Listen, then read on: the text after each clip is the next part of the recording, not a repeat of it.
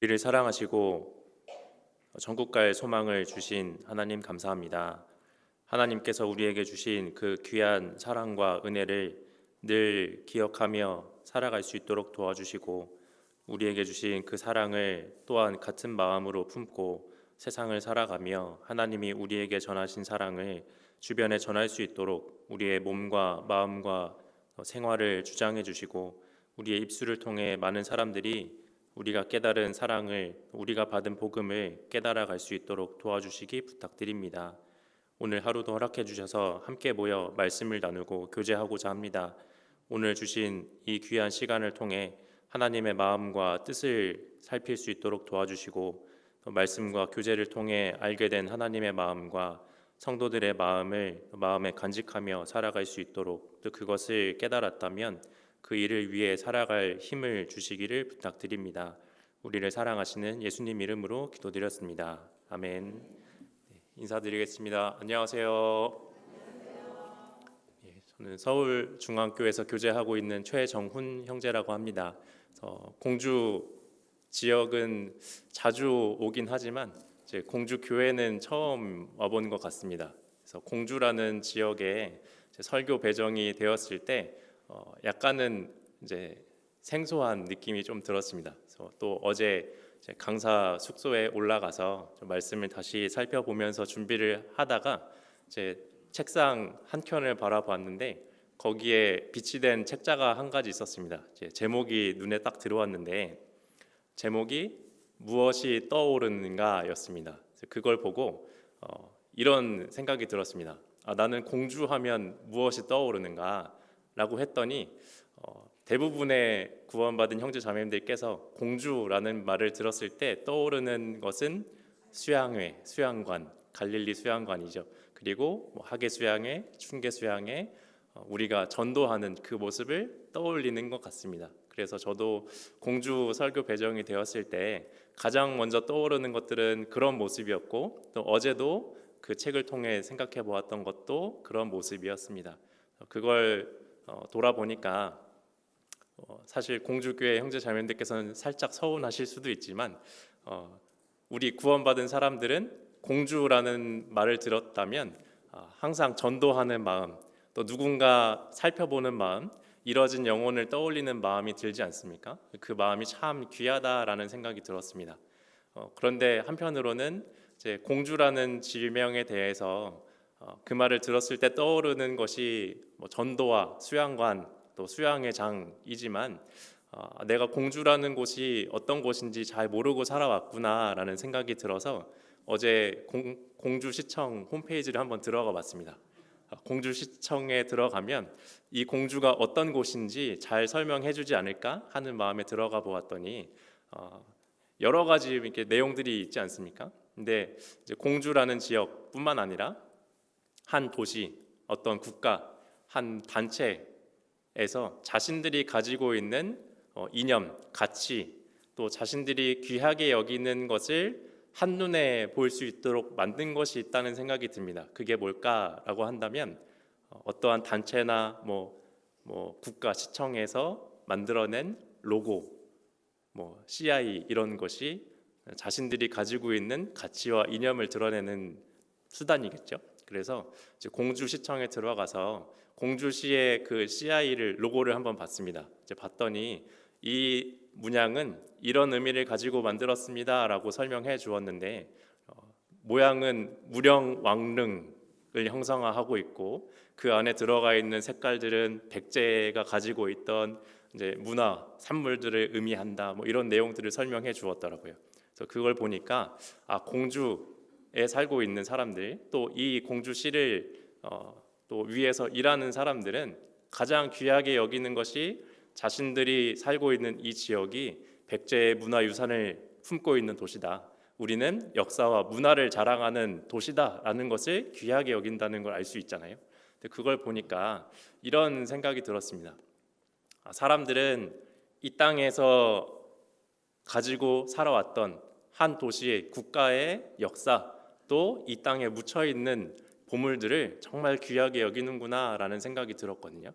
근데 그것들도 물론 귀하지만 사람이 가장 귀하게 여겨야 되는 게 무엇일까라는 질문을 던졌을 때 그 정답을 알고 있는 사람들은 당연 구원받은 그리스도인이다라는 생각이 듭니다. 공주시뿐만 아니라 우리나라에 있는 많은 여러 도시 가운데서도 그 도시 가운데 있는 귀한 것들을 이 땅에 있는 것에서 찾고 있잖아요. 또 한 사람 개인마다 내가 나의 가치를 찾기 위해 두루두루 살피는 것은 결국에 이 땅에 있는 겁니다. 그런데 구원받은 성도들이 가장 귀하게 여기는 건 이 땅에서 이루어졌던 역사나 전통 이런 가치가 아니라 어떤 유물과 보물이 아니라 사람이라는 그 영혼을 가장 귀하게 여기잖아요. 우리는 어떻게 하다가 이것을 발견하게 됐고 어떻게 하다가 이것을 가장 귀하게 여기며 살아가고 있을까? 그렇다면 우리가 귀하게 여기는 이 일을 어떻게 하면 잘 할 수 있을까? 그것을 한번 생각해 보면 좋겠다라는 생각이 들었습니다. 그래서 시작하는 말씀으로 마태복음 13장 찾아보겠습니다.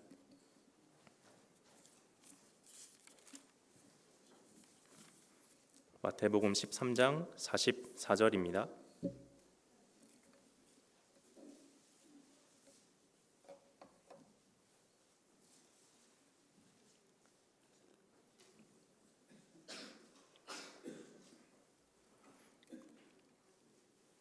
찾으셨으면 함께 읽어보겠습니다.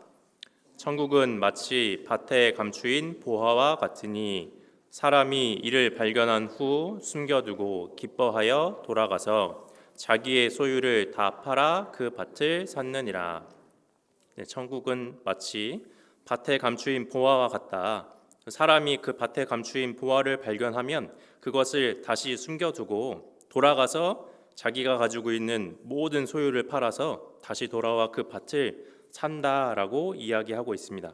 이 말씀이 기록된 그 시대상을 한번 떠올려 보자면 외세의 침략이 잦거나 또는 자신이 가지고 있는 재물들을 맡겨둘 만한 공공기관이 지금처럼 잘 발달되진 않았을 거잖아요. 그래서 사람들이 각자 자기가 소유한 그 보물과 재물을 안전하게 지킬 수 있는 방법은 땅 속에 깊이 묻어두는 것이겠죠. 자신만 아는 공간에 잘 숨겨두는 것이 안전한 방법이었을 겁니다. 그래서 간혹 이런 일도 벌어집니다. 누군가 우연히 그 밭 속에, 땅 속에 묻혀 있는 보물을 발견하는 일이 생기기도 하죠. 근데 그것을 발견했을 때 우연히 가다가 밭에 땅 속에 감추어진 보물을 발견한 사람이 있다면 그 사람은 어떤 행동을 하겠는가 예수님이 설명해 주시고 계시는 겁니다. 예수님께서 말씀하시기를 밭에 감추인 보화를 발견한 사람이 있다면 그 사람은 이 보화가 얼마나 귀한 가치를, 큰 가치를 가지고 있는 것인지 깨달을 것이다. 그것을 깨달았다면 자기가 가지고 있는 온 소유를 팔더라도 그것을 취하고자 하지 않겠냐라고 물어보고 계세요. 근데 이 모습은 누구를 나타내는 것일까? 하나님을 나타내는 거지 않습니까? 밭에 감추인 보화를 발견하신 하나님의 모습, 하나님의 마음, 하나님이 하신 일을 설명하고 있는 겁니다. 천국은 마치 밭에 감추인 보화와 같으니 하나님께서 밭에 감추어진 보화를 발견하셨다라고 합니다. 그렇다면 하나님께서 살펴보신 그 밭은 무엇일까? 저 앞에 13장 38절을 한번 보시겠습니다. 마태복음 13장 38절입니다. 제가 읽어보겠습니다. 밭은 세상이요 좋은 씨는 천국의 아들들이요 가라지는 악한 자의 아들들이요. 밭은 세상이라고 하셨습니다. 하나님께서 보신 밭은 이 세상을 말하는 겁니다. 하나님께서 세상을 두루두루 살펴보니 그 세상에 감추어진 보화가 들어있다는 겁니다. 그렇다면 하나님께서 발견하신 밭에 감추어진 보화란 과연 무엇일까? 하나님을 닮은 영혼을 가진 사람을 의미하는 겁니다. 하나님께서 세상을 살펴보니 하나님을 닮은 영혼을 가진 사람들이 자신의 가치를 모른 채 이 썩어져 가는 세상 속에 살아가고 있다. 그걸 보신 하나님께서 이 귀한 가치를 지닌 보화를 다시 얻고자 하신 일이 무엇인가를 이야기하셨습니다. 어떤 일을 하셨을까? 그것을 다시 얻기 위해서 자기의 소유를 다 팔아 밭을 샀다라고 하시지 않습니까? 찾은 보물을 다시 취하기 위해서는 그 밭을 다 사야 할 필요가 있다라고 하셨어요. 왜 밭을 사야 할까? 그 밭 아래 감추어진 보물을 찾았다고 해서 가져갈 수는 없기 때문이잖아요. 만약에 어떤 사람이 길을 가다가 밭에 숨겨진 보화를 찾았습니다. 보물을 얻게 되었습니다. 그렇다면 그것을 내가 발견했으니까 가져가겠다라고 할 수 있을까? 그건 안 되잖아요. 만약에 자기가 찾았다고 해서 내가 발견했으니까, 내가 찾았으니까, 내가 주었으니 내 거죠 라고 한다면 그 사람은 도둑이라고 여겨질 거예요. 그 이유가 무엇일까? 그 땅 속에 숨겨져 있는 것은 그 땅 주인의 것이기 때문에 그렇죠. 그래서 만약에 땅 속에 감추어진 보화를 찾았다면, 보물을 찾았다면 그것을 얻기 위해서는 그 땅 전체를 사서 자기 소유로 삼아야 되는 겁니다. 하나님께서 이 세상에 숨겨져 있는 보물, 사람의 영혼을 구하기 위해서 이 세상 전체를 사기 위해 자기 온 소유를 파셨다고 했습니다. 그렇다면 하나님께서 세상을 사기 위해서, 보물을 얻기 위해 치르신 대가, 하나님께서 파신 하나님의 온 소유는 무엇일까? 예수님을 말하고 있는 겁니다. 하나님께서 이 세상에 숨겨진 보물을 찾기 위해서 자기의 온 소유이신 예수님을 대가로 지불하셨습니다. 예수님이 이 땅에 오신 이유가 하나님의 뜻을 행하기 위해, 하나님이 이 세상 속에 감추어진 보화와 같은 영혼을 가진 사람을 구하기 원하시기 때문에 그 마음을 이루고자 이 땅에 오셨습니다. 사람의 몸을 입고 이 세상에 오셨잖아요. 예수님께서 이 세상에 오신 것은 분명한 목적을 가지고, 목표를 가지고 오신 겁니다. 예수님이 이 땅에 오셔서 내가 이것을 꼭 행하겠다 하신 목표가 있었고 목적이 있었습니다. 예수님이 오셔서 내가 이것을 이루겠다 하신 것이 무엇일까? 요한복음 6장을 한번 펴보겠습니다. 요한복음 6장 38절 39절입니다.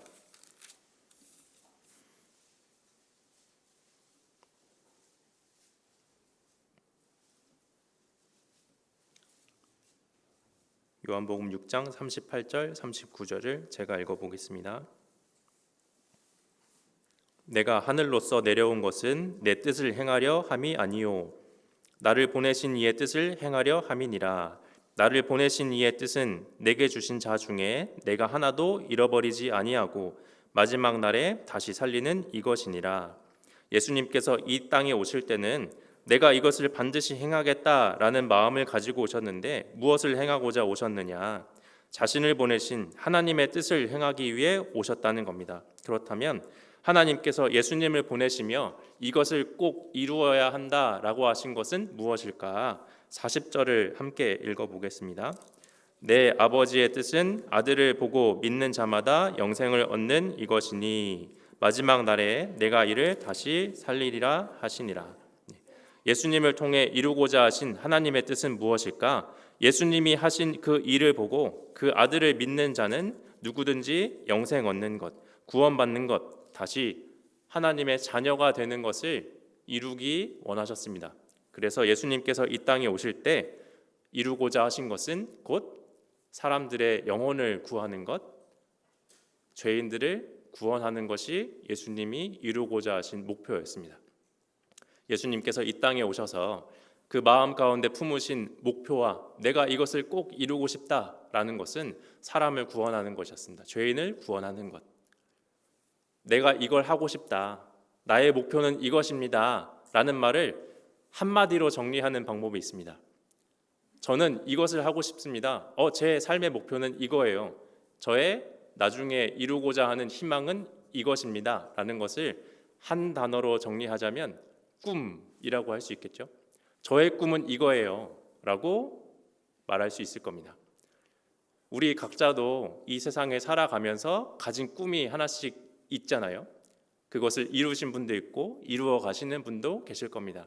사람은 자기가 하고 싶은 일 또는 내게 주어진 재능과 하나님이 나에게 주신 그 능력을 가지고 행하고자 하는 각자가 가진 꿈이 있습니다.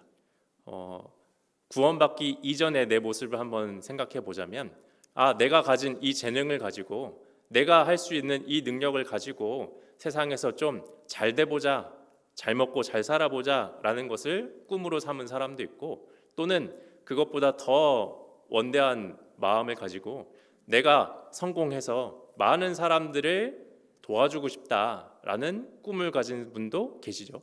사람들은 그것을 비전이라고 하면서 우러러 보기도 하고 칭찬해 주기도 합니다. 또 그렇게까지 커다란 꿈이 아니더라고 한다면 우리 학생들의 입장에서 생각해 보면 학생들의 꿈은 무엇일까? 공부 잘하는 것, 시험 점수 잘 나오는 것, 또는 운동 잘하는 것, 또 친구들 사이에서 인기가 많아지는 것, 또는 내가 원하는 것을 얻는 것, 가지는 것, 이런 것들이 각자의 꿈이 될 수도 있겠죠. 내가 공부를 잘해서 나중에 좋은 대학교 가고 싶다. 좋은 대학교 가면 또 좋은 직장을 얻겠지. 좋은 직장을 얻어서 잘 살아보고 싶다. 사람들 앞에서 빛난 사람이 되고 싶다. 모두에게 우러러보는 존재가 되고 싶다. 또 내가 잘 되면 다른 사람들을 도와줄 수 있지 않을까? 이런 꿈들을 가지며 살아가요. 그런데 그 꿈들을 보면 하나같이 밝고 아름답고 또는 칭찬받을 만한 일들, 멋지고 화려한 것들이잖아요. 그런데 예수님이 가지신 꿈은 어떤 것일까? 사람이 또 내가 가진 꿈은 다른 이에게 이렇게 설명하고 자랑할 때 그렇구나, 칭찬한다, 응원한다, 내가 도와줄게 라는 마음을 품을 만한 희망적인 내용들이 있을 거예요. 그런데 예수님의 꿈은 누군가 예수님을 찾아가서 예수님께 당신의 꿈은 무엇입니까? 라고 물어보았다면 예수님은 자신이 가진 그 꿈을 한마디로 표현하셨을 겁니다. 뭐라고 표현하셨을까? 내 꿈은 죽는 겁니다. 라고 말하셨을 것 같아요. 상상이지만 예수님께서 이 땅에 오셨을 때 누군가 예수님을 찾아가서 당신의 꿈은 무엇인가요? 왜 이 땅에 왔습니까?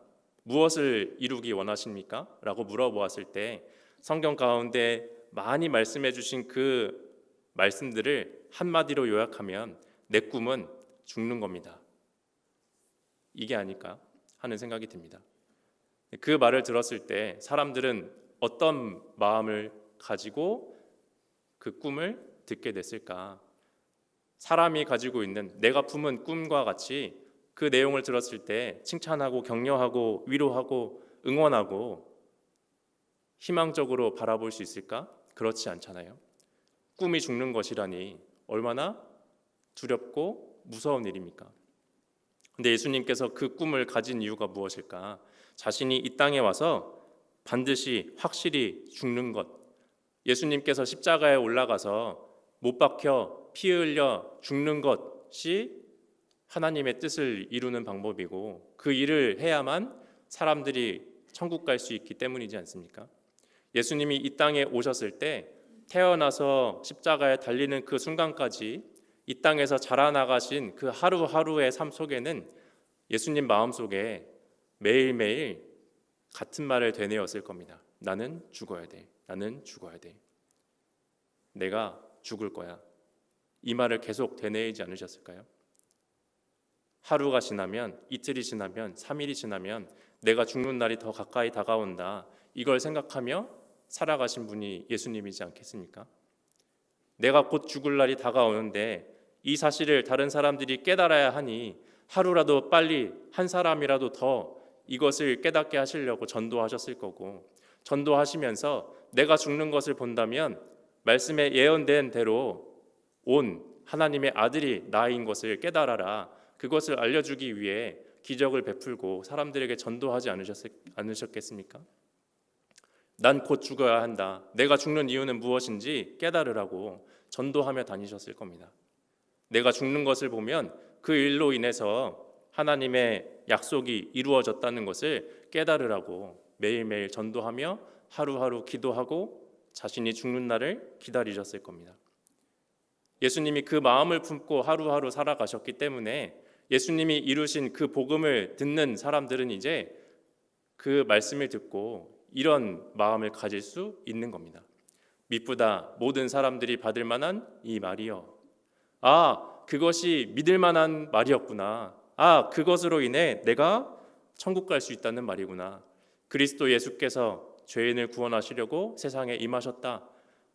그 예수라는 분이, 예수님이 이 땅에 오신 것은 나를 구원하기 위한 거였구나. 예수님이 이 땅에 와서 그토록 어려운 길을 간 이유가 나를 구원하기 위함이었구나 라는 것을 깨닫게 되잖아요. 그걸 깨달았을 때 우리 마음에 감사와 위로가 찾아옵니다. 그렇기 때문에 이 땅에 오셨군요. 예수님께서 내가 반드시 죽어야겠다라는 꿈을 가지셨고 그것을 이루었기 때문에 우리는 천국 갈 수 있게 됐잖아요. 예수님이 가진 그 꿈이 이루어졌기 때문에 우리가 죄를 용서받고 천국 갈 수 있는 하나님의 자녀가 됐습니다. 이걸 듣고 믿기만 하면 영생 얻는다고 하셨잖아요. 듣는 우리 입장에서는 너무나 쉬운 겁니다. 앉아서 전해지는 말씀을 듣고 마음을 열고 듣고 믿기만 하면 영생 얻는다는데, 구원받는다는데 어려운 게 뭐가 있습니까? 힘든 게 뭐가 있습니까? 너무나 쉽게 구원을 받았습니다. 그런데 예수님은 이 쉬운 구원을 완성하기 위해 너무나 힘든 고통을 견디셨잖아요. 나는 쉽게 구원받았지만 내가 받은 게 쉽다고 해서 예수님이 이루신 구원이 쉬운 게 아니지 않습니까? 예수님이 어떻게 이걸 이루셨는지 생각하지 않는다면 내가 가진 이 구원을 너무나 가볍게 여길 겁니다. 예수님이 이것을 이루기 위해 어떤 삶을 살으셨는지 상상해 보지 않는다면 내가 받은 구원도 쉬우니 다른 사람이 받은 구원도 쉽고 또 이것을 전하는 데 있어서 간절함이 생겨날까 고민해 봐야 됩니다. 예수님이 어떤 일을 하셨는지, 예수님이 나를 구원하기 위해 얼마나 어려운 일을 하셨는지 그것을 떠올려 본다면 내가 받은 게 결코 쉬운 게 아니었구나. 내가 쉽게 받게 하기 위해서 예수님이 어려운 걸 다 하셨구나 라는 것을 깨달아 가잖아요. 예수님께서 나를 구원하기 위해서 어떤 고통을, 어떤 갈등을 이겨내셨을까 한번 찾아보겠습니다. 마태복음 26장입니다.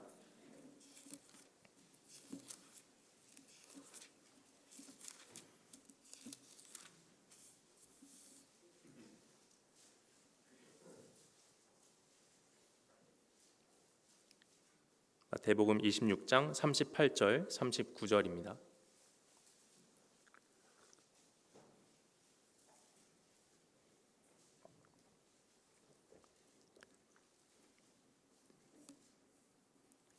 제가 읽어보겠습니다. 이에 말씀하시되 내 마음이 심히 고민하여 죽게 되었으니 너희는 여기 머물러 나와 함께 깨어 있으라 하시고 조금 나아가사 얼굴을 땅에 대시고 엎드려 기도하여 가라사대 내 아버지여 만일 할만하시거든 이 잔을 내게서 지나가게 하옵소서. 그러나 나의 원대로 마옵시고 아버지의 원대로 하옵소서 하시고 내가 받은 구원은 너무나 쉬운 거였지만 이것을 이루기 위해서는 예수님께서 정말 많은 갈등을 가지고 그것을 이기기 위해 노력하셨다. 힘든 일을 겪으셨다라는 것을 떠올리면 좋겠습니다. 예수님은 하나님이신 분이지만 나와 같은 똑같은 육체를 가지고 오셨잖아요. 내가 느끼는 고통, 내가 느끼는 어려움, 내가 느끼는 힘듦을 동일하게 느끼는 몸을 가지고 오신 분이 예수님이셨습니다. 내가 느끼는 아픔이라는 것에 대한 두려움과 그것을 하고 싶지 않은, 만나고 싶지 않은 그 육신의 마음도 가지고 계셨잖아요. 하나님이기 때문에 사람들을 구원해야 한다라는 마음도 품었지만 이 구원을 이루기 위해서는 십자가에 달려야 한다라는 것을 아셨기 때문에 십자가의 고통 앞에 이 몸이 거부하려는 육신의 마음도 올라왔을 겁니다. 그래서 그 마음을 가진 예수님께서 심히 갈등하고 고민하셨잖아요. 그 십자가의 고통 앞에서 내가 심히 고민하여 죽게 되었으니 이 십자가의 고통이 너무 큰 것을 아셨기 때문에 고민하셨습니다. 그리고 밤새도록 기도하셨어요. 내 아버지여 만일 할만하시거든 이 잔을 내게서 지나가게 하옵소서. 만일 이 십자가 고통을 지금 당하지 않고 구원할 수 있는 방법이 있다면, 다른 방법으로 구원할 수 있다면 그 길을 택하고자 하지 않았을까요? 만일 내가 그 순간에 있었다면 당장의 다른 길을 선택했을 겁니다. 그렇지만 예수님께서는 십자가에 달려 자신이 피 흘려 죽는 것밖에 방법이 없다는 걸 분명히 아셨지 않습니까? 그래서 비록 육신은 그것을 피하고자 하는 마음이 있지만 하나님은 예수님은 이 십자가를 당신이 지고 가시기 위해 기도하시고 결심하셨습니다. 결단을 내리셨습니다. 내가 이것을 반드시 행하리라. 내가 이걸 위해 이 땅에 왔다라는 것을 계속 생각하시지 않았을까요? 이 땅에 태어난 순간부터 그 십자가에 달리는 순간까지 늘 되뇌어 왔던 말, 내가 죽어야 한다라는 것을 이 순간에도 떠올렸을 겁니다. 내가 왜 죽어야 하는가? 내가 죽어서 이루어지는 것이 무엇인가? 하나님이 원하시는 것은 무엇인가? 그걸 할 수 있는 사람은 누군가?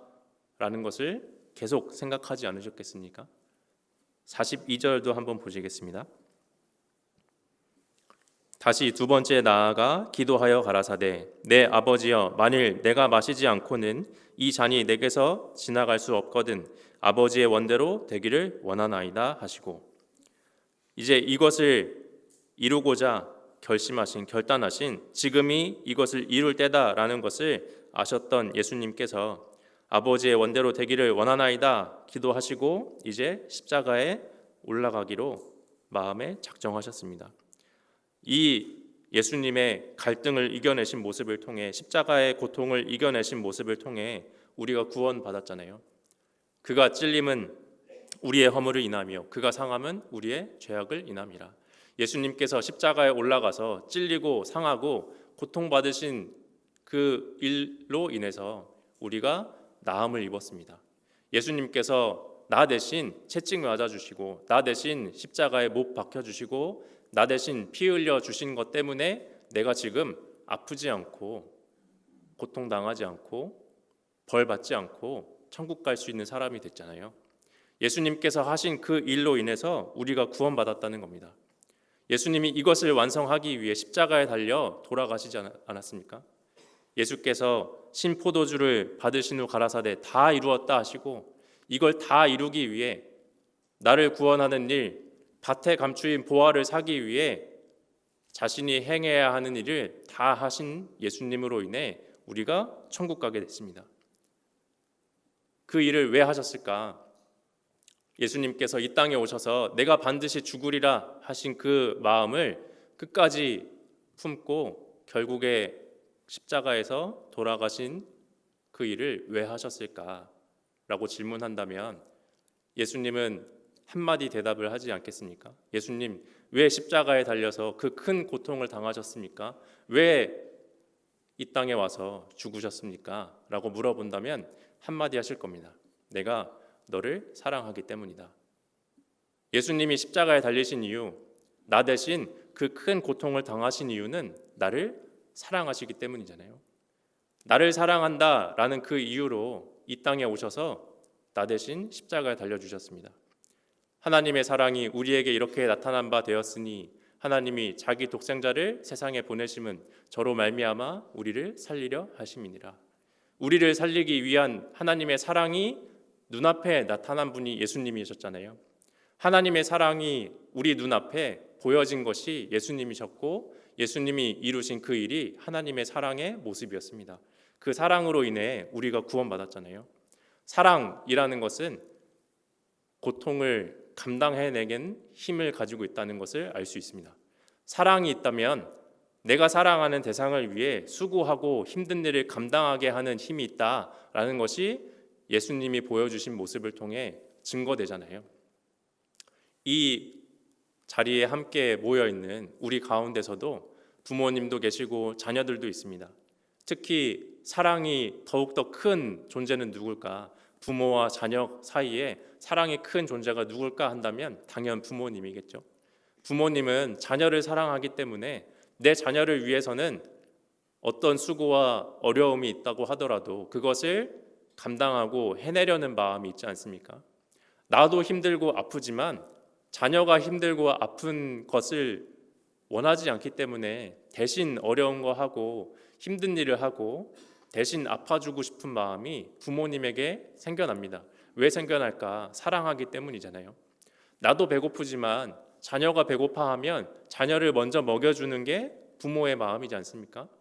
엄마도 아빠도 배고프고 힘들지만 자녀가 배고프고 힘들면 자녀를 먼저 챙깁니다. 사랑하기 때문이지 않습니까? 나보다 더 연약한 이 자녀가 힘든 일을 당하는 것을 원하지 않기 때문에 내가 사랑하는 대상이 이 어려운 것을 당하는 걸 원하지 않기 때문에 내가 먼저 당해주고 내가 대신 해주려는 마음이 생겨납니다. 나도 피곤한데 자녀를 위해서 1시간, 2시간 일찍 일어나고 나도 힘들고 좀 누워있고 싶은데 자녀를 위해서라면 먼저 일어나서 집안일을 하고 자녀가 학교 가고 출근하고 또는 생활하는데 어려움 없도록 먼저 준비하는 마음이 부모의 마음이잖아요. 그 마음을 받고 자란 자녀들은 비록 어릴 때는 그 마음을 몰랐더라도 커가면서 이제 깨달아 갑니다. 어린 시절에는 부모님의 사랑을 깊이 깨닫지 못하잖아요. 크게 여기지 못합니다. 그런데 자라면 자랄수록 부모의 사랑이 얼마나 큰 것인지, 부모님이 나를 사랑하기 때문에 한 것이 얼마나 어려운 것인지 깨달아 가지 않습니까? 내가 초등학교가 되고 중학교가 되고 고등학생이 되어서 또는 대학생이 되면 될수록 부모님이 하신 게 얼마나 어려운 거였는지 조금씩 알아갑니다. 그리고 부모의 사랑을 더 크게 깨닫게 되는, 내가 그 사랑을 알게 되는 때가 언제일까? 내가 부모가 됐을 때잖아요. 부모가 되면 나 또한 자녀를 두고 이 자녀를 길러보다 보면 그 부모의 사랑이 얼마나 컸는지 이제 알게 됩니다. 내가 받았던 부모님의 사랑이 이렇게 큰 거였구나. 우리 부모님이, 우리 어머니, 아버지가 나를 이렇게 사랑했었구나. 그래서 그때 이렇게 했었구나 라는 걸 깨닫는 날이 옵니다. 그래서 부모님들은 지금 당장 자녀가 내 마음을 알아주지 못하더라도 아쉬워하시거나 서운해하시지 않았으면 좋겠습니다. 나중에 알게 되잖아요. 나중에 알게 되면 어떻게 되냐면 그 마음을 다시 보답하려는 마음이 생깁니다. 내가 받은 부모님의 사랑이 이렇게 큰 거였구나 깨달으면 이제라도 나도 부모님께 그 사랑을 돌려드리고 싶다라는 마음이 생기잖아요. 그때가 너무 늦어지면 안 되지만 언젠가 그때가 옵니다. 부모의 사랑을 깨달았을 때 그 부모에게 이 사랑을 돌려드리고 싶은 마음이 생겨나지 않습니까? 사랑을 받은 사람은 그 사랑을 돌려주려는 마음이 생깁니다. 그리고 사랑을 받은 사람은 내가 받은 사랑을 똑같이 행하고 싶은 마음이 생깁니다. 부모님이 나를 사랑하기 때문에 이렇게 하셨구나. 나도 부모를 사랑하게 되었으니 나도 부모에게 이렇게 해야겠다. 부모님이 어렵고 힘든 일이 있으면 도와드리고 싶고, 어릴 때 내가 받은 사랑을 다시 돌려드리고 싶잖아요. 그리고 내 자녀에게 그 사랑을 똑같이 행하고 싶은 마음이 생겨납니다. 더 크게 사랑해주고 싶잖아요. 부모님이 나를 사랑했는데 상황이 여의치 않아서, 형편이 어려워서 못하신 일을 깨닫게 됐을 때 나는 상황이 되고 형편이 되면 부모님이 하지 못한, 나에게 주지 못한 그 사랑을 내 자녀에게 베풀어주고 싶다. 그런 마음이 생기잖아요. 더 큰 사랑을 이루고 싶은 마음들이 생겨납니다. 사랑을 받은 사람은 나에게 준 사랑을 닮아가고 싶고, 나를 사랑했던 그분이 품었던 마음을 똑같이 품어보고 싶은 마음이 생겨납니다. 사람 간에도 이런 일이 생겨나는데, 하나님의 사랑, 예수님의 사랑을 받은 사람이라면 더 그 모습을 밝히 드러내야 하지 않을까요? 예수님이 우리를 사랑하기 때문에 가지신 꿈을 이루셨잖아요. 내가 예수님이 나를 향해 품은 그 사랑을 깨달았다면 이제 그 예수님의 사랑을 깨달으면 깨달을수록 나를 사랑하신 그 예수님의 사랑이 이렇게 큰 거였구나 알아가면 알아갈수록 이런 마음이 생겨야 됩니다. 나도 예수님을 사랑하는구나. 나도 예수님을 사랑하게 되었으니까 내가 받은 사랑을 다시 돌려드리고 싶다. 예수님이 나를 사랑하셔서 이런 일을 하셨으니까 나도 예수님을 위해서 수고하고 싶고 희생하고 싶고 다시 받은 사랑을 돌려주고 싶다. 그분이 품었던 그 꿈을 나도 한번 가져보고 싶다. 이런 마음이 생기는 게 정상입니다. 그런 마음을 키워가야 됩니다. 그리스도가 품으신 꿈을 그리스도인 된 사람이 같이 품어야 되지 않겠습니까? 예수님이 이 땅에 오셔서 품으신 꿈을, 온 세상 사람들을 구원하겠다라는 꿈을 가지고 오셨고 이루신 그 사실을 깨달은 사람이라면 그 사랑을 받았으면 내가 받은 사랑이 이렇게 크니 나도 그 사랑에 동참하겠다. 그 꿈을 나도 한번 품어보겠다. 그게 구원받은 사람의 마음일 겁니다. 사랑에는 희생이 따르고 사랑에는 어려움을 감당하고자 하는 마음이 따라오니 우리도 예수님을 사랑한다면 예수님을 위해 희생하고 수고하겠다라는 마음이 따라오기 마련입니다. 예수님을 사랑하는 마음이 생긴 사람은 예수님이 하신 그 일을 나도 하고 싶다라는 마음을 품고 살아가게 되겠죠. 그런 마음 품은 사람에게 하나님이 꿈을 심어주십니다. 소원을 심어주십니다. 하나님, 제가 받은 사랑이 이렇게 크니 저도 그 사랑에 보답하고 싶어요 라는 마음을 가지고 살아간다면 하나님은 그런 마음 가진 사람에게 분명한 소원을 심어주세요. 우리 빌립보서 한번 찾아보겠습니다. 빌립보서 2장입니다.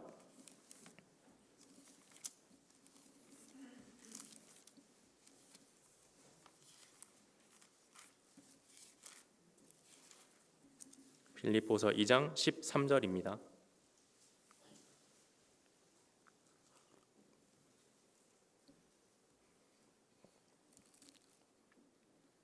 함께 읽어보겠습니다. 너희 안에서 행하시는 이는 하나님이시니 자기의 기쁘신 뜻을 위하여 너희로 소원을 두고 행하게 하시나니. 구원받은 사람에게는 이제 성령이 오셔서 하나님이 함께 하시지 않습니까? 하나님이 항상 함께 하시며 우리 속에서 하시는 일이 있는데 어떤 일을 하실까? 이제 구원받은 사람 마음속에 소원을 품고 살아가게 하신다라고 합니다. 어떤 소원을 가지고 살아가게 할까? 내가 받은 사랑에 보답하고 싶다. 그 소원을, 그 꿈을 가지고 살아가게 하십니다. 하나님이 주신 소원, 꿈이라고 한다면 내가 욕심 따라, 육신의 소욕 따라 가진 꿈과는 다른 것이겠죠. 하나님이 주신 꿈은 무엇일까? 하나님의 일을 하는 것, 하나님의 일에 동참하는 것, 하나님이 이루고자 하신 그 일을 예수님이 이루신 것처럼 나도 그것을 이루기 원하는 것이 하나님이 주신 꿈을 가진 사람의 마음일 겁니다. 그렇다면 남은 시간 동안은 하나님이 구원받은 사람에게 주신 꿈은 과연 무엇일까? 구원받은 사람에게 주신 그리스도인이 품어야 하는 꿈은 무엇이며 그것을 어떻게 이루어 가야 할까라는 것을 정리해 보겠습니다. 하나님이 주신 꿈은 무엇인지 성경 인물을 한번 살펴보면서 알아보겠습니다. 창세기 37장입니다.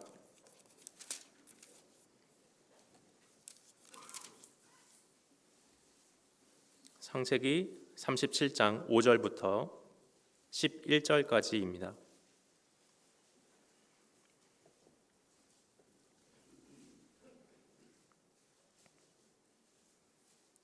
창세기 37장 5절로 11절을 제가 읽어보겠습니다. 요셉이 꿈을 꾸고 자기 형들에게 고하매 그들이 그를 더욱 미워하였더라. 요셉이 그들에게 이르되 청컨대 나의 꾼 꿈을 들으시오.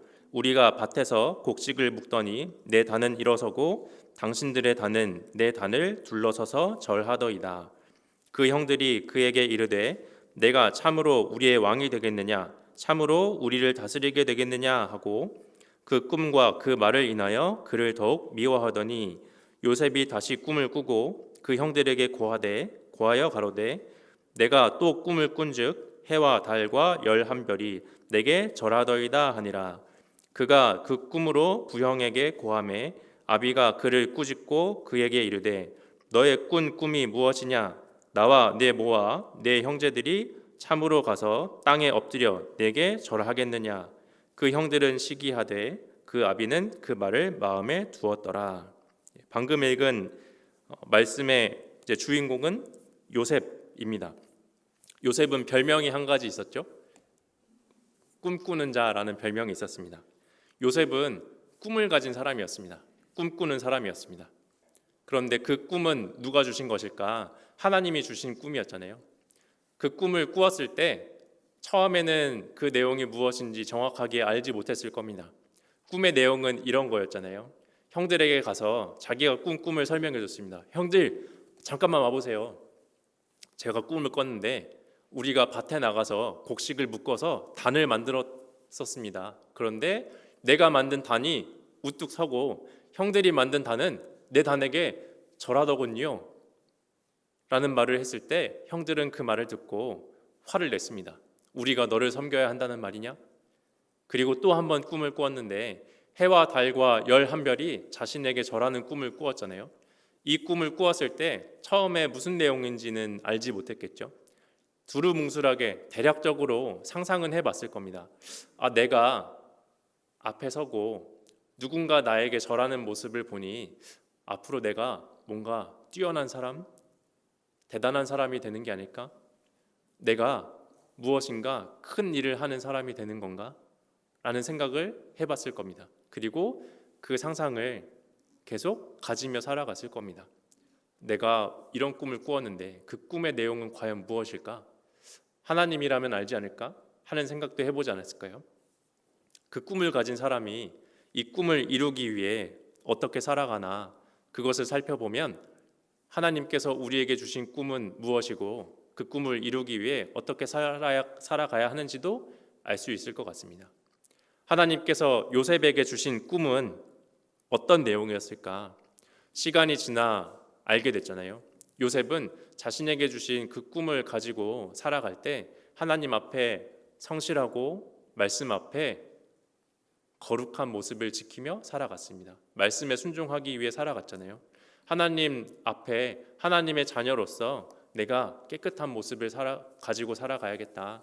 하나님 보실 때 내가 어떻게 이런 큰 죄를 짓겠나라는 마음을 가지고 살아갔던 사람입니다. 성실하고 깨끗하게 자신의 삶 속에서 주어지는 일을 묵묵하게 해나가며 살아갈 때 하나님이 그 일을 이루어 주셨습니다. 그 꿈을 이루게 해주셨습니다. 요셉에게 주신 꿈이 이루어졌는데 이루어진 그 꿈의 내용은 무엇이었을까? 45장 한번 보겠습니다. 창세기 45장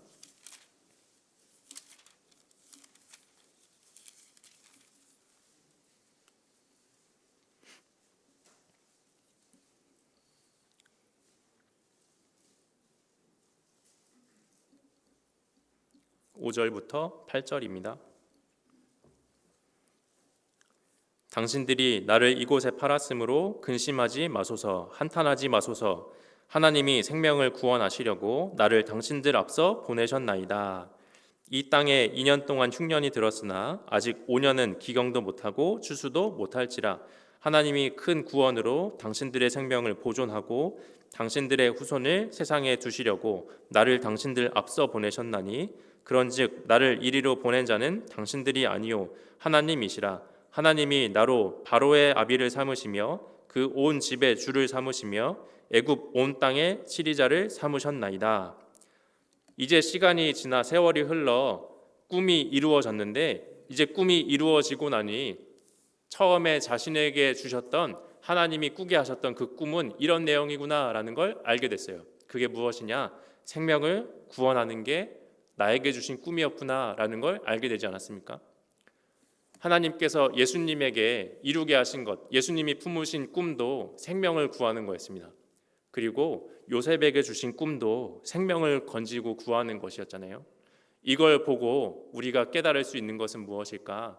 하나님께서 구원받은 성도들에게 주시는 꿈은 항상 생명과 연관이 되어 있다라는 걸 알 수 있을 겁니다. 예수님께서 우리에게 말씀하셨잖아요.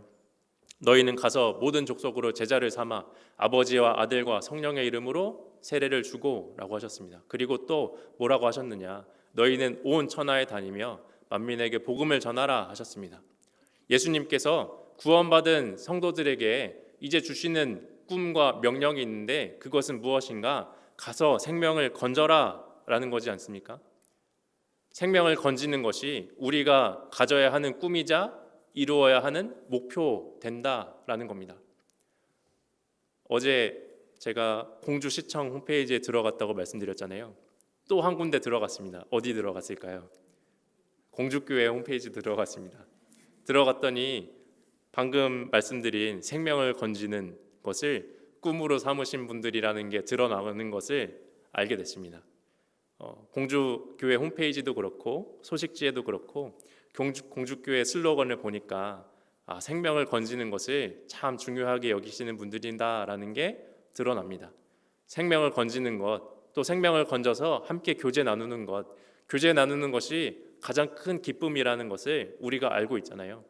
내가 구원받아 생명 얻었고 생명 얻어서 이 교회에서 함께 교제하고 있으며 이것으로 인해 기쁨을 누리고 있다는 것, 이것을 보는 하나님도 기뻐하신다는 것을 우린 알고 있습니다. 그리고 이걸 나만 누리는 게 아니라 아직 생명 얻지 못한 사람에게 또 생명을 전하고 그들이 함께 교제하고 그것으로 인해 또 기쁨이 커져 나가는 것이 우리의 꿈이잖아요.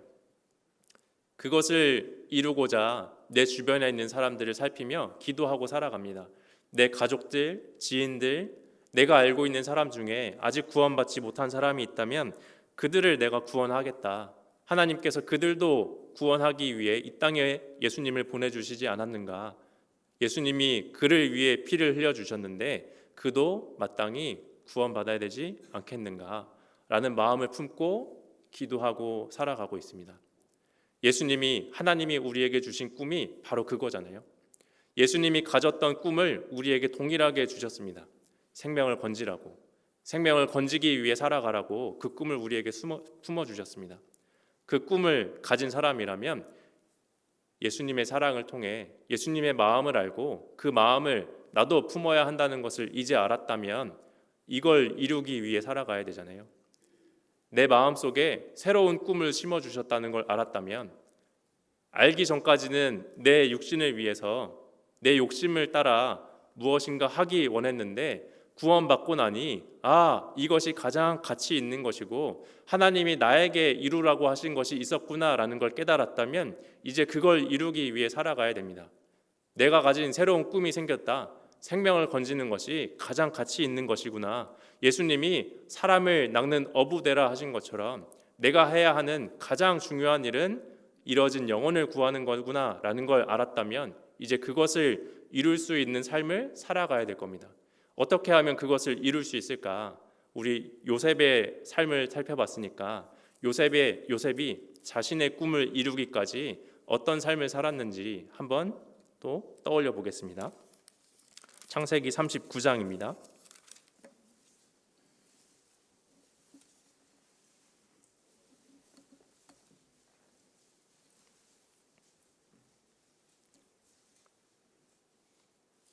창세기 39장 1절부터 3절입니다.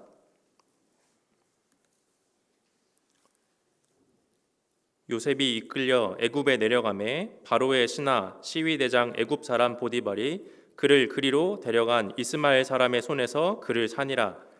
여호와께서 요셉과 함께 하심으로 그가 형통한 자가 되어 그 주인 애굽 사람의 집에 있으니 그 주인이 여호와께서 그와 함께 하심을 보며 또 여호와께서 그의 범사에 형통케 하심을 보았더라. 하나님이 주신 꿈을 가진 사람은 그 꿈을 이루기 위해 자신의 삶 속에서 하나님이 나와 함께 하신다라는 것을 밝히 드러내야 될 겁니다. 내 꿈을 이룰 수 있는 방법이 무엇일까? 내가 하나님의 사람이라는 것, 하나님이 나와 함께 하신다는 것을 보여주는 것이 내 꿈을 이룰 수 있는 방법 중에 한 가지입니다. 구원받은 사람이 하나님의 도움을 입고 살아가는 모습을 보여줘야지 주변 사람들이 그걸 보고 이 사람은 무엇인가 다르다. 과연 이 사람은 무엇을 가지고 있길래 저렇게 살아갈 수 있을까?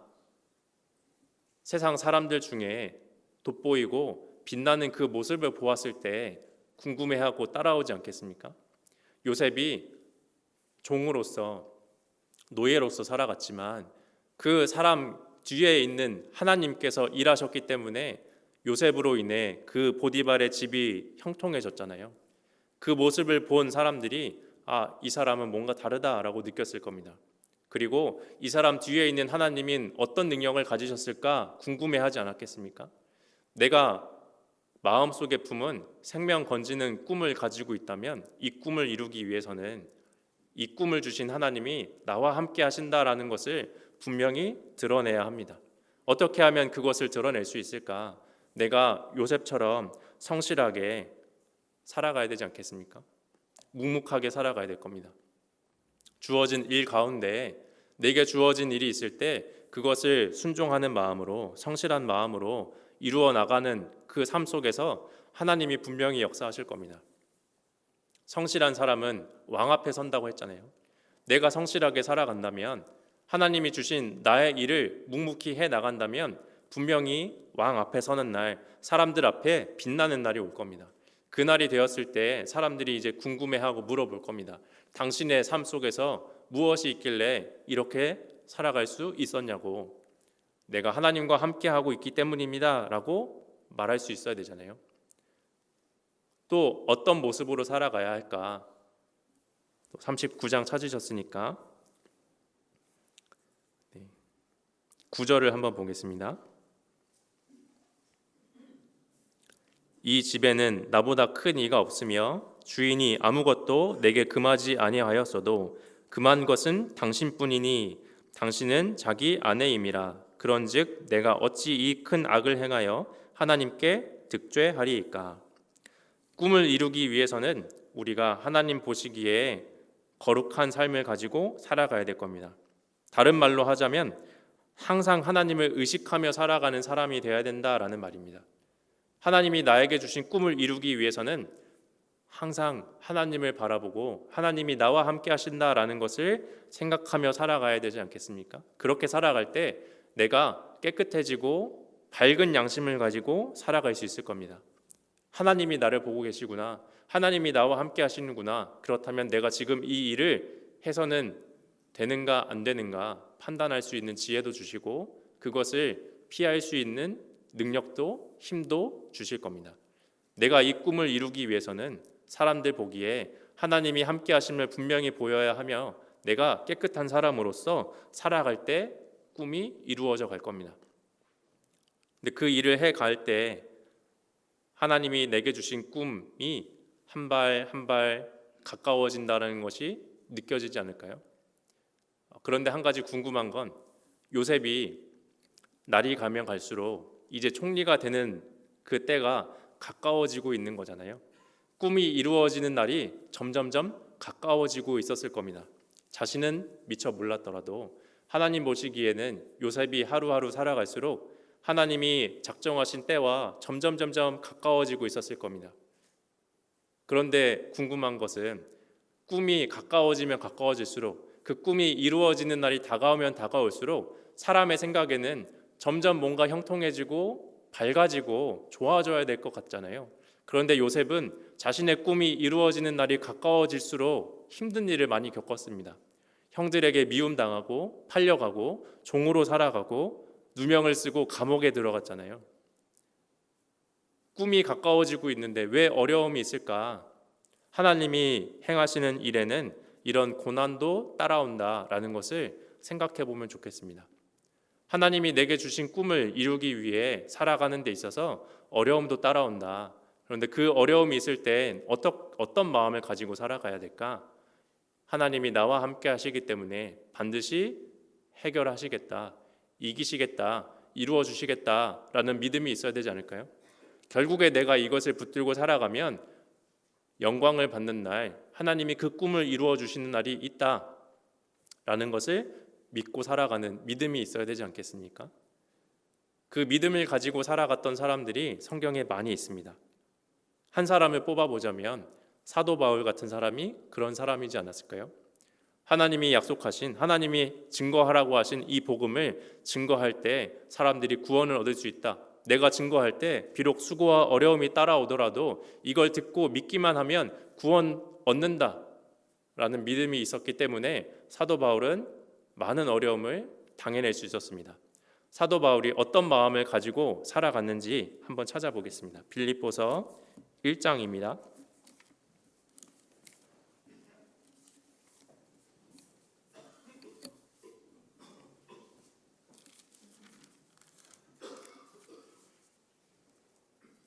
빌립보서 1장 20절과 21절입니다.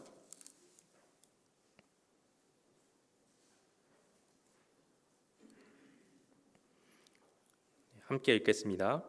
나의 간절한 기대와 소망을 따라 아무 일에든지 부끄럽지 아니하고 오직 전과 같이 이제도 온전히 담대하여 살든지 죽든지 내 몸에서 그리스도가 존귀되게 하려 하나니 이는 내게 사는 것이 그리스도니 죽는 것도 유익함이니라. 사도 바울은 마음에 분명한 확실한 믿음이 있었습니다. 이것을 증거하면 모든 이가 구원받는다. 이걸 위해 내가 지금 살아가고 있다라는 믿음이 있었기 때문에 이 믿음 따라 살아가는데 따라오는 어려움을 감당해냈습니다. 그래서 이런 마음까지 가지며 살아갔습니다. 내가 하나님 말씀을 증거하고 내 삶을 통해 그리스도가 증거된다면 나는 살아도 좋고 죽어도 좋다. 난 어떻게 되든지 어떤 일을 당하든지 좋다라는 마음을 가졌던 사람이 사도 바울이었잖아요. 이런 마음을 가진 사람이 이제 그 꿈을 이룰 수 있는 겁니다. 자신의 삶을 통해 예수님이 증거되는 것을 원하는 사람이 예수님의 꿈을 이루어 가잖아요. 이 꿈을 이루어 가는 게 그리스도인의 삶일 겁니다. 그렇다면 이 그리스도인이 꿈을 이루기 위해서 살아가야 하는 그 모습을 어떻게 알 수 있을까? 우리가 이것을 이루기 위해 살아가는 방법은 무엇일까? 꿈을 이루는 비결은 무엇일까? 라고 한다면 이 꿈을 이미 이루신 분의 모습을 살펴봐야 되잖아요. 우리가 만약에 운동선수가 되겠다, 금메달리스트가 되고 싶다라는 꿈이 있다면 금메달을 딸 수 있는 방법은 뭘까? 금메달 딴 사람에게 가서 물어보는 겁니다. 그 사람에게 배우는 게 가장 큰 비결이겠죠. 그것처럼 우리가 나에게 주신 이 꿈을 이루고 싶다라는 마음이 있었을 때 찾아가야 하는 대상이 있다면 당연 예수님일 겁니다. 그래서 그 예수님께서 내 자취를 따라오라고 하셨잖아요.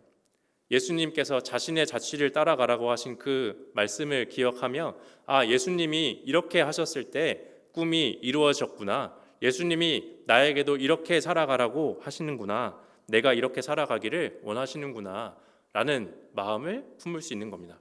예수님께서 우리에게 사람을 낚는 어부가 되라고 하셨고 영혼을 건지는 꿈을 심어주셨습니다. 그리고 그 꿈을 이룰 수 있는 방법은 무엇일까? 나의 삶을 따라오라고, 같은 삶을 살아가라고 하셨잖아요. 그런데 왜 같은 삶을 살아가라고 하셨을까? 예수님이 살아가신 삶은 조금 전에 이야기한 것처럼 수고와 고통이 따라왔잖아요. 복음을 전하기 위해서 사도 바울이 당한 것처럼 고통과 어려움, 죽음까지 따라왔습니다. 예수님이 살아가신 그 모습 속에도 나타났습니다.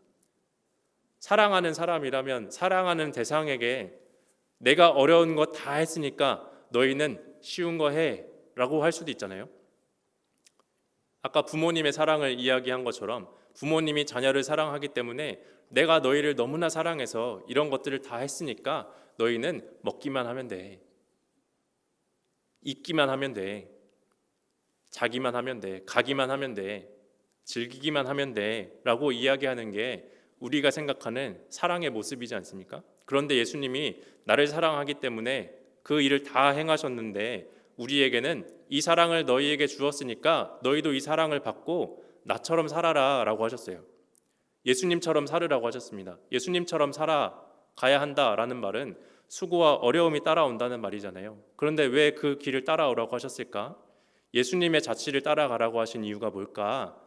그걸 생각해보고 있었는데 이 질문에 대한 답을 찾을 수 있었던 한 가지 경험이 있습니다. 어떤 거냐면 이제 전도 집회 말씀을 준비하다가 이런저런 자료를 찾아보고 있었습니다. 이제 첫째 날은 하나님께서 세상을 창조하셨다는 걸 보여드리고 증거해야 되잖아요. 그래서 하나님이 창조하신 이 자연이 얼마나 아름다운지, 얼마나 하나님의 능력이, 솜씨가 가득 담겨 있는지 찾아보려고 동물들의 모습을 살펴봤습니다. 동물들이 어떤 특징을 가지고 있을까? 동물들은 과연 하나님의 능력이 얼마나 많이 담겨 있을까 찾아보다가 고양이과 동물들의 특징이라는 것을 찾아보게 됐습니다. 고양이과 동물들은 다른 동물들과 다른 특징을 가지고 있다고 하더라고요. 어떤 특징을 가지고 있느냐? 독특한 걸음걸이를 가졌다고 합니다.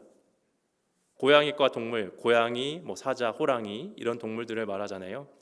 네 발 달린 동물들인데 고양이과 동물뿐만 아니라 다른 네 발 달린 동물들은 그 걸음걸이를 보면 자유분방하고 여기저기 뛰놀기도 하고 그 발자국을 보면 내 발이 다 한 가지씩 찍혀 있는 모습이 나타난다는 거예요. 그런데 고양이과 동물들이 걸어간 그 발자국을 보면 발자국이 쭉 일직선상에 놓여 있고 앞발이 밟은 그 자리를 뒤에 발이 똑같이 와서 따라 밟는다는 겁니다.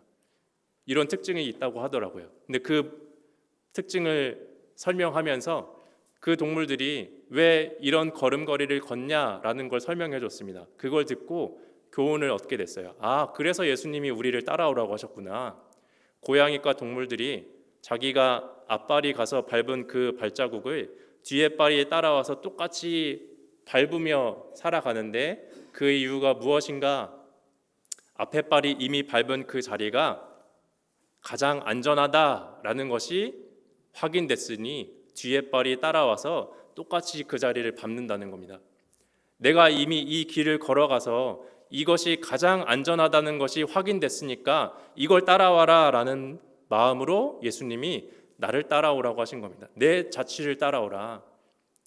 앞에 발이 가서 이미 밟아서 이것이 안전하다, 이것이 가장 확실한 것이다 라는 것이 입증됐으니까 뒤에 발이 와서 따라 밟는 거예요. 예수님께서도 우리에게 이렇게 말씀하고 계신 겁니다.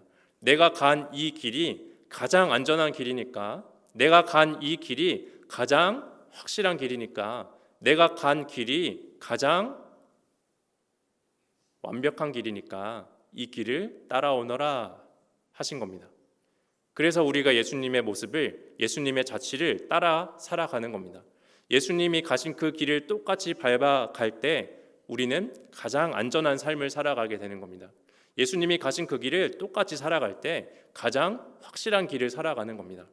예수님이 가신 그 길을 똑같이 살아갈 때 가장 영광받는 길로 살아가는 겁니다. 그래서 따라오라고 하신 거예요.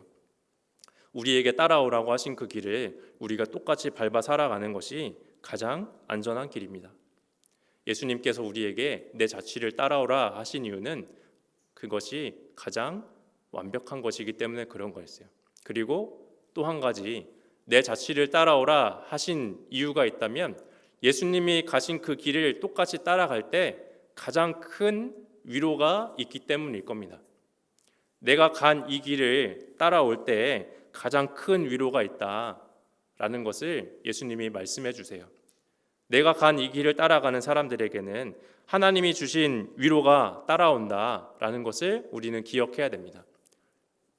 그리스도인이 살아가야 하는 그 길을 살아갈 때 하나님께서 그리스도인에게만 주시는 위로를 경험할 수 있습니다. 세상 사람들은 하나님이 주시는 위로를 경험하지 못하며 살아갑니다. 자신에게 있는 어려움이 있을 때 낙담하고 낙심하고 좌절하죠. 그렇지만 그리스도인은 어려움을 만났을 때 하나님을 찾게 되고 내가 바라볼 곳이 있다라는 마음의 위안이 있잖아요. 그리고 이 일이 결국에는 선한 일로 이루어진다라는 것도 알고 살아가지 않습니까? 결국에 이 순간이 끝나는 때가 있다라는 것도 알고 살아가죠. 내가 이 고난을, 어려움을 당해내면 천국에 가서 하나님 앞에 영광 받는 날이 있다, 상 얻는 날이 있다라는 걸 알고 살아가지 않습니까? 그것이 우리에게 가장 큰 위로고, 천국에 갔을 때 주님께서 내 얼굴에 흘러내린 그 눈물을 닦아주시고 위로해 주시고 칭찬해 주시고 격려해 주시는 그것을 떠올릴 때 가장 큰 위로가 되지 않겠습니까?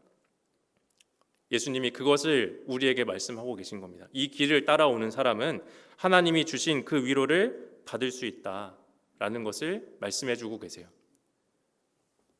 세상 사람들은 알지 못하는 이 위로를 우리가 받게 될 겁니다. 그래서 우리가 이 길을 살아가고 있는 겁니다. 그리고 또 한 가지, 예수님께서 내 자취를 따라오라 라고 하신 이유가 있다면 이 길을 따라갈 때에만 가장 큰 영광을 얻을 수 있기 때문 아닐까요? 이 길을 걸어가는 사람에게 약속하신 상이 있습니다. 예수님이 우리에게 걸어가라고 하신 그 길을 걸어가는 사람에게 준비해 놓으신 상이 있습니다. 하나님이 나에게 주신 이 꿈을 이루기 위해 살아갈 때 가장 큰 영광을 받을 수 있잖아요. 내가 이 길을 걸어갈 때 받을 상이 있구나. 그것을 어떻게 믿을 수 있을까? 예수님께서 이 길을 걸어가신 후에 영광 얻으신 모습을 보면 아, 나도 이 길을 가면 예수님처럼 영광 얻겠구나 라는 것을 믿을 수 있잖아요. 예수님이 이 길을 걸어가심으로 인해서 구원을 완성하시고 영광의 주가 되셨습니다. 예수님이 영광을 받으신 것처럼 예수님의 모습을 우리가 닮아가면, 예수님 가신 길을 우리가 따라가면 예수님이 받으신 그 영광을 나도 받을 수 있다라는 것을 생각할 수 있잖아요. 그렇기 때문에 우리가 이 길을 걸어가고 있는 겁니다. 그래서 우리가 이 길을 살아가고 있는 겁니다. 예수님께서 나에게 따라오라 하신 그 길을 우리가 끝까지 따라갈 때 정말 완벽한 삶을 살아가는 것이고 가장 큰 위로를 받으며 가장 큰 영광을 받을 수 있게 될 겁니다. 그걸 우리가 기억한다면 지금 당장 다가오는 수고와 어려움은 두려움과 좌절보다는 오히려 기쁨이 될 겁니다. 아, 예수님이 나를 향해 이 길을 따라오라 하신 이유가 이거였구나 라는 것을 알게 된다면 그 길을 가며 받는 어려움과 고통들은 오히려 즐거움이 될 겁니다. 기쁨이 될 겁니다. 우리 성경 한번 찾아보겠습니다. 베드로전서 4장입니다.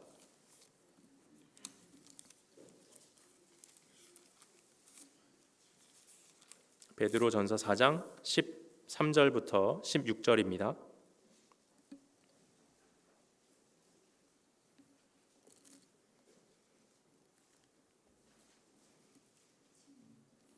베드로전서 4장 13절로 16절입니다.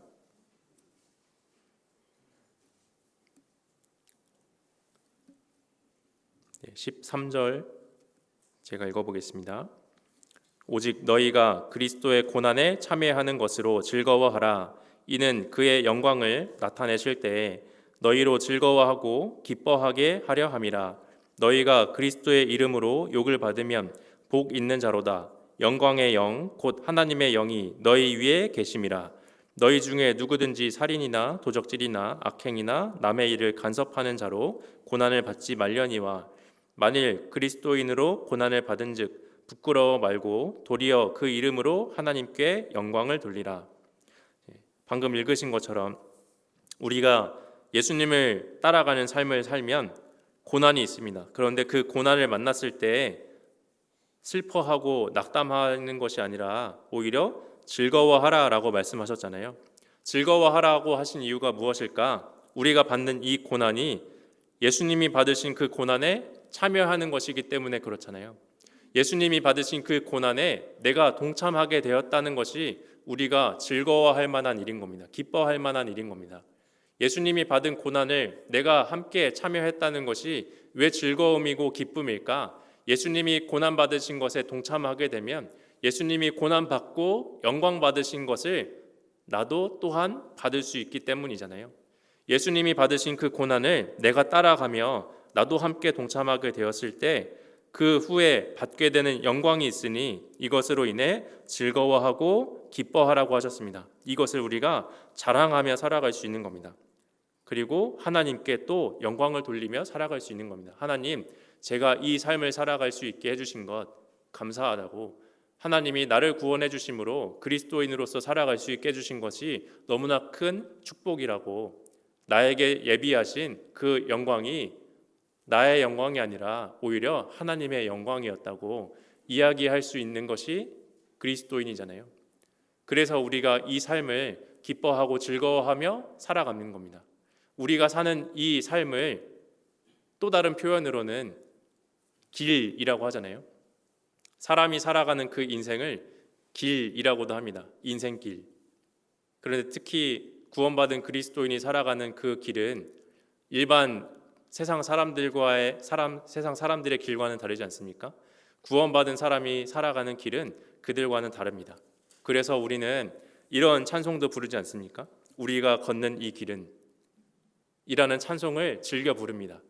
제가 찬송가 중에 많이 아는 곡이 없기도 하고 좋아하는 곡이 많지 않지만 그 중에서 특히 마음에 두는 곡이 있다면 이 곡일 겁니다. 우리가 걷는 이 길은. 우리가 걷는 이 길은 보기에 좁고 험하며, 우리가 걷는 이 길은 보기에, 다른 사람 보기에는 좁고 험하기도 합니다. 고난이 따라오죠. 그리고 찾는 이도 매우 적습니다. 그래서 외롭기도 하죠. 내가 걷는 이 길을 과연 누가 알아줄까? 누가 알고 있을까? 누가 나와 함께 가고 있을까? 나만 걷는 것은 아닌가? 외롭기도 하고 너무나 부대끼기도 합니다. 그런데 이 길을 끝까지 따라가면 어떻게 될까? 이 길을 끝까지 따라가게 되면 그 끝에 길이라는 것은 결국에 목적지가 있는 거잖아요. 어딜 향해 가고 있는 겁니다. 도착하는 도착 지점이 있습니다. 그 도착 지점에 도착하면 누가 계실까? 이 길 끝에는 우리 주님이 계셔 우리를 어떻게 해주신다고 했죠? 그 품에 안아주시리 라고 하셨죠. 이 길을 걸어가면 결국에 예수님을 만나게 됩니다.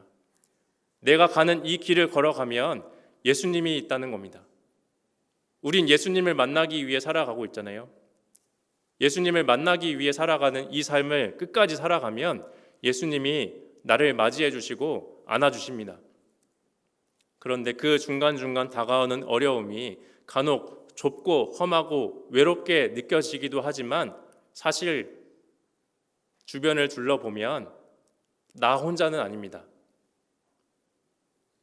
그것도 2절에 나와 있잖아요. 우리는 함께 이 길을 선택한 형제 자매요. 나만 가는 줄 알았는데 돌아보면 똑같은 길을 선택한 형제 자매가 주변에 있습니다. 나와 같은 마음 가지고 살아가는 사람이 옆에 앉아 있잖아요. 나와 같은 마음을 가지고 살아가는 이들이 너무나 많이 있습니다. 내 주변에 있는 형제 자매들이 나와 같은 마음 품고 살아간다라는 것이 얼마나 큰 힘이 되고 위로가 됩니까? 하나님이 나에게 주신 꿈을 나 혼자 이루어야 되는 건 아니구나. 나만 해야 되는 줄 알았는데 함께 할 수 있는 사람이 있구나. 그걸 알게 됐을 때 힘이 되잖아요. 우리는 함께 이 길을 선택한 형제 자매요. 영원한 주의 나라의 백성이기에 옆에 있는 이 분들이 나와 함께 주의 나라 하늘 나라의 백성이 돼서 하나님과 함께 살아가는 천국 백성이잖아요. 내 옆에 있는 이 분들이 있기 때문에 내가 이 길을 끝까지 갈 수 있는 겁니다. 혼자 가면 어렵고 힘들더라도 같이 갈 수 있는 사람을 주셨잖아요. 그래서 우리는 이분들을 너무나 귀하게 여기고 사랑해야 됩니다.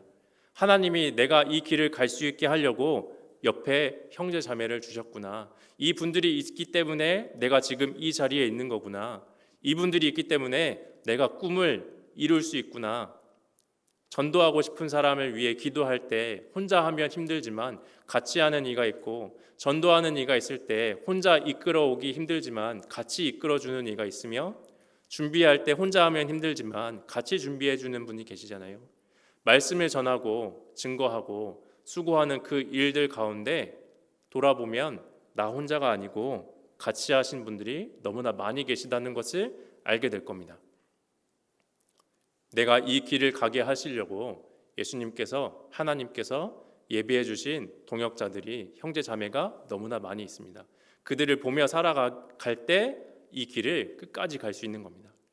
내게 주신 꿈은 생명을 건지는 거였고, 이 생명을 건지기 위해서는 하나님을 증거하며 살아가야 하고, 하나님을 증거하기 위해서는 성실하며 거룩한 삶을 살아가야 하는데 때로는 어려움도 따라오는구나. 그 어려움이 따라오지만 어려움이 따라오는 것이 결국에 하나님의 영광을 받는 일, 예수님이 걸어가신 그 고난에 동참하는 거였구나. 그 고난에 동참한 사람이 하나님이 예비하신 영광을 받을 수 있구나.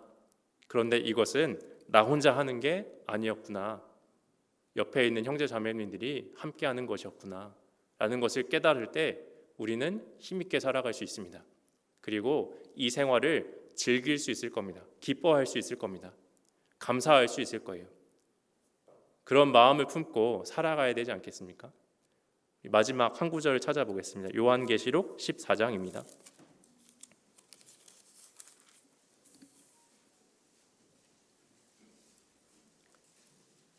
요한계시록 14장 13절입니다.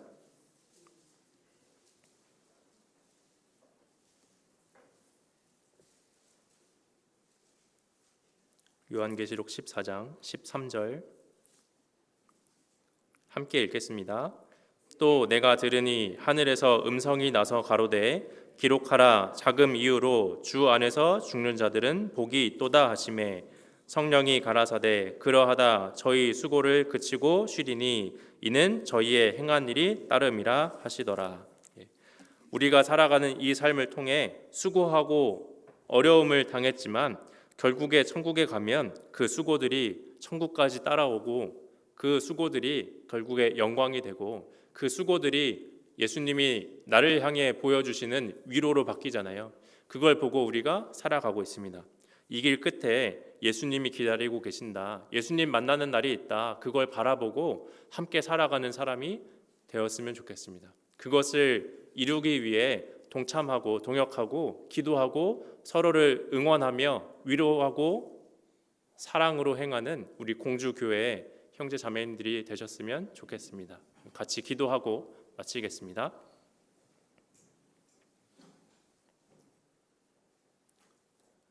우리를 사랑하시는 하나님 감사합니다. 하나님께서 우리를 사랑하심으로 예수님을 보내주시고 예수님의 사랑을 깨달은 우리가 또한 그 사랑을 품고 살아갈 수 있도록 허락해 주신 것 감사합니다.